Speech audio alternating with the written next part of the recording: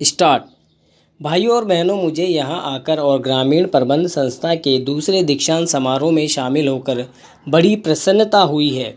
ग्रामीण प्रबंध संस्था की स्थापना हमारी विशाल ग्रामीण अर्थव्यवस्था की प्रबंध संबंधी ज़रूरतों को पूरा करने के लिए की गई है।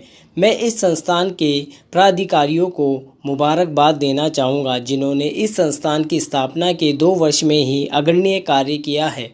मैं उन छात्रों को भी बधाई देना चाहूँगा जिन्होंने यहाँ सफलतापूर्वक अपनी ट्रेनिंग पूरी की है और जो अब व्यवहारिक जीवन में कदम रखने जा रहे हैं। यह संस्थान अपनी किस्म का पहला संस्थान है जो युवा स्नातकों को पूरी तरह से ग्रामीण प्रबंध में व्यावसायिक शिक्षा देने का काम करता है। हालांकि इसकी स्थापना हाल ही में हुई थी, फिर भी इस संस्थान ने देश के विकास के कार्यों में पहले से ही अपना प्रमुख स्थान बना लिया है। मुझे यह जानकर बड़ी प्रसन्नता हो रही है कि यह संस्थान ग्रामीण क्षेत्र के उत्पादकों के संगठनों के प्रबंध को व्यावसायिक रूप देने की कोशिश कर रहा है।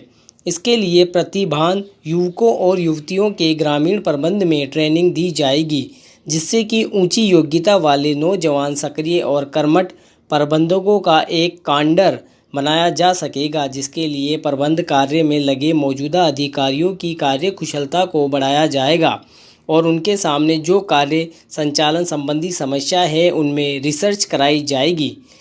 पैरा। ग्रामीण क्षेत्र के उद्यमों को प्रबंध कार्य में प्रशिक्षित लोग उपलब्ध कराए जाने का विचार बहुत ही उत्साहजनक है। अभी तक हमने औद्योगिक क्षेत्र में विशेष ज्ञान रखने वाले के बारे में ही सुना है। हमारी ग्रामीण अर्थव्यवस्था का देश के आर्थिक विकास में एक बहुत ही महत्वपूर्ण स्थान है। हमारी जनसंख्या के लगभग 80% लोग जो देहात इलाकों में रहते हैं, अपनी रोजी रोटी के लिए कृषि और उससे संबंधित दूसरे देहाती पेशों पर निर्भर है। इनमें बहुत बड़ी संख्या में खेतीहर मजदूर तथा दस्तकार लोग हैं जो हमारे उपयोग की बहुत सारी चीज़ें तैयार कर रहे हैं। इस कॉलेज के अतीत में देश की पुकार को सुनना और उस पर असहनीय ढंग से अमल किया है। इसके विद्यार्थियों ने देशभक्ति के ऊंचे जज्बे से स्वतंत्रता संग्राम में भाग लिया है। किसी भी शिक्षा प्रणाली के पीछे ऐसी भावना होनी चाहिए। आज़ादी से पहले शिक्षा संस्थानों के वातावरण में आज़ादी की भावना भरी होती है। इसी प्रकार आज के हमारे शिक्षण संस्थाओं में राष्ट्रीय अखंडता और मानवता की सेवा की भावना रहनी चाहिए। मैं उम्मीद करता हूं कि गुजरात कॉलेज के विद्यार्थी जो आज़ादी की लड़ाई में हमेशा रहे हैं, वे राष्ट्रीय विकास की कोशिशों में दूसरे लोगों से पीछे नहीं रहेंगे।